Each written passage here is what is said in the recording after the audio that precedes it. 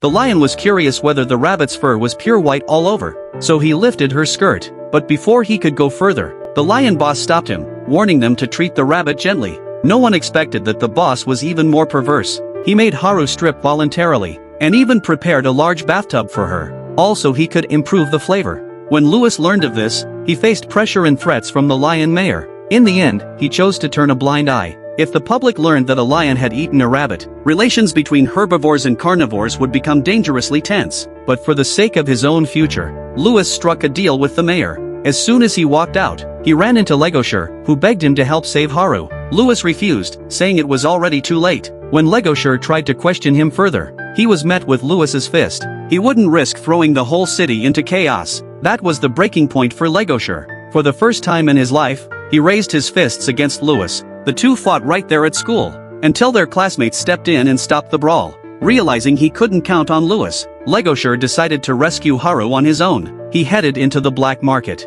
When he asked around about the lion gang's whereabouts, no one dared answer. By chance, he met two Tanuki brothers who claimed to know. But halfway there, they showed their true colors and tried to rob him. Fortunately, Panda-sensei arrived in time and saved him. Through heavy rain, Legoshire pressed on until he reached the lion gang's headquarters, only to feel a gun pressed against the back of his head. As they talked, he caught a familiar scent. The lion began describing Haru's situation, and something inside Legoshire boiled over. Even with a gun pointed at him, he lunged forward without fear. With swift, precise movements, he took the lion down. Then, with Panda-sensei covering from the rear, Legoshire charged through the gang's hideout, taking down more than 30 lions. He fought his way toward the inner rooms. Meanwhile, Haru had begun resisting desperately, but her defiance only enraged the lions. Despair filled her eyes, and at that very moment, Legoshire crashed in through the window.